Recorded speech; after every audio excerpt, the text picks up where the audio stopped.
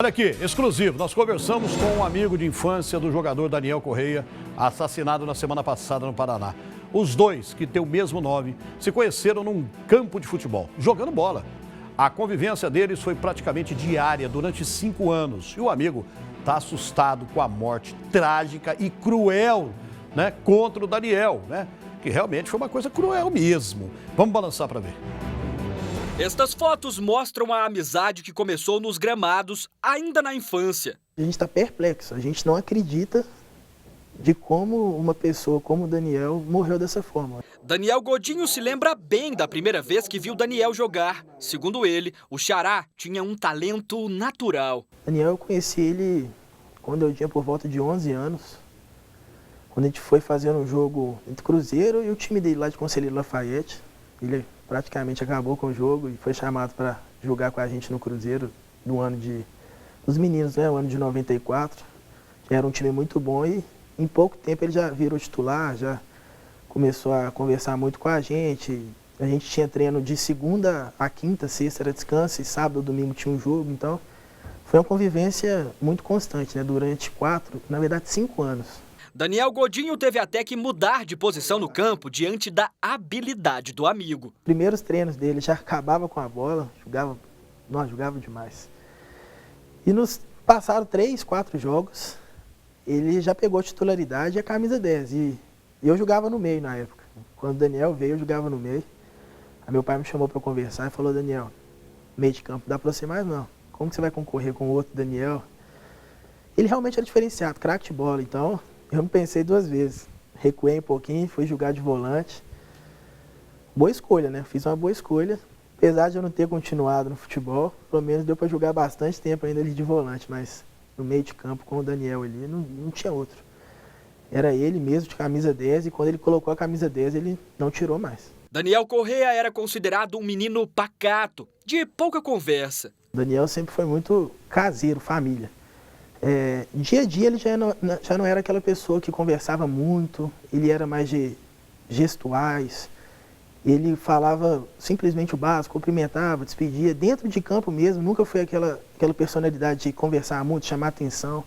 Nunca vi o Daniel propriamente em jogo, quando tinha discussões, brigas, nunca estava no meio, então sempre foi uma pessoa muito quieta, muito calada, pacata. E assim, finais de semana que não tinha jogo, ele ia para a cidade dele, Conselheiro Lafayette, ficar com a mãe. A convivência, que era praticamente diária, começou a diminuir quando Daniel Correia foi jogar em outros times.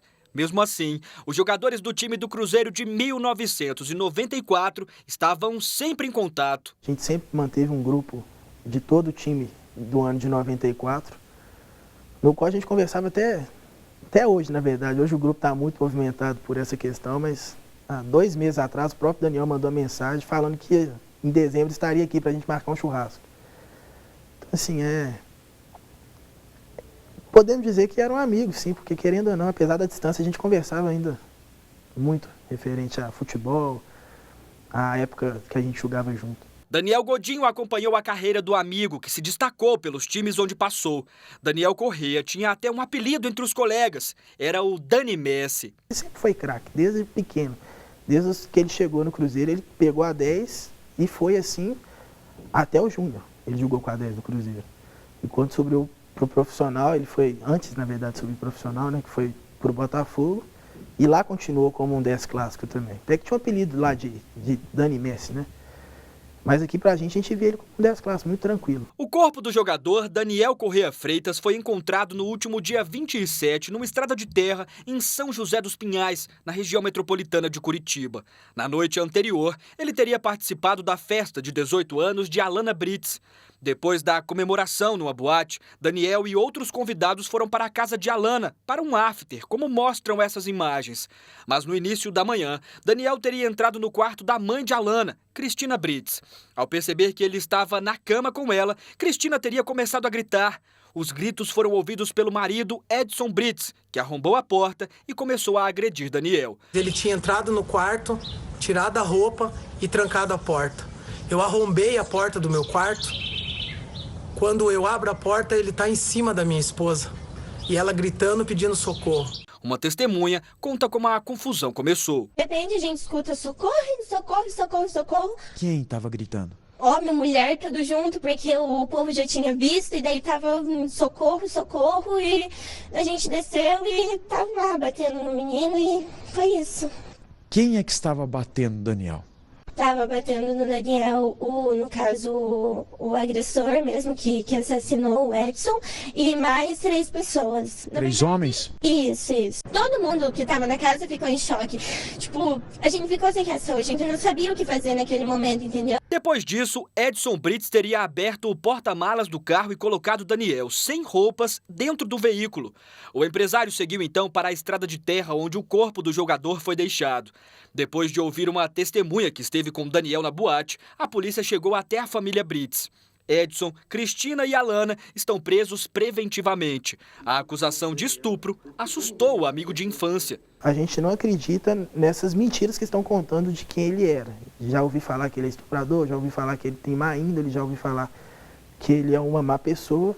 E isso é mentira. Isso, para quem conviveu com ele, familiares, amigos, a gente que jogou bola com ele, sabe que isso é totalmente mentira. O delegado responsável pelo caso descartou que Cristina tenha sofrido estupro e disse que ela, a filha Alana e o marido Edson serão indiciados. Eu vou imputar para eles o crime homicídio qualificado. É homicídio qualificado, eles deverão responder por isso perante um tribunal do júri, perante um plenário. Nós estamos preparando um inquérito policial para que seja depois utilizado em plenário do júri. Todos eles? Todos eles, todos que participaram até agora, só sairão da delegacia se saírem através da justiça. Tudo muito vago, né? São várias histórias, não tem como a gente confirmar. E o triste disso é que eu acho que as únicas pessoas que sabem não vão contar, e o Daniel não está aqui mais para contar também a verdade. Então, a verdade vai ficar muito, mesmo que haja justiça, como estão falando, que vai haver, mesmo que não haja, a verdade eu acho que nunca vai ser realmente dita. O empresário Edson Brits Júnior deve ser novamente interrogado depois dos 3 rapazes que, segundo as investigações, teriam ajudado nas agressões e morte de Daniel. O amigo relembra que Daniel sempre foi uma pessoa humilde desde a infância. Sempre foi muito humilde, nunca precisou de ter a chuteira mais bonita, a mais cara, pelo contrário. Quando ele chegou no Cruzeiro, já era uma pessoa humilde e, ao passar dos anos, com mais sucesso que ele fazia, porque todo mundo sabe que ele era uma promessa do Cruzeiro, uma joia rara, nunca foi, nem de chuteira, cara, nunca precisou de comprar chuteira para aparecer para ninguém, carro principalmente também não. Pelo contrário mesmo, de verdade, é uma pessoa muito humilde mesmo, tanto por dentro e tanto por fora também, demonstrando para as pessoas, nunca quis ser mais do que ninguém. O time de 94 tinha um encontro marcado para o mês que vem e que agora ficará sem a presença de Daniel Corrêa. Eu tinha combinado no grupo de fazer um churrasco e reencontrar todo mundo. Ia ser em julho. Antes de ontem, um menino voltou com a mensagem que ele mandou em julho pra gente. Gente, não faz em julho, faz em dezembro que eu vou sair e a gente faz esse churrasco. Isso dói, isso é algo que vai lá no fundo, porque foi a última frase que ele falou no nosso grupo. Foi exatamente isso. Dezembro eu estarei aí pra gente fazer nosso churrasco e jogar nossa bola e se reencontrar. Infelizmente, esse dezembro agora ficou bastante distante, né?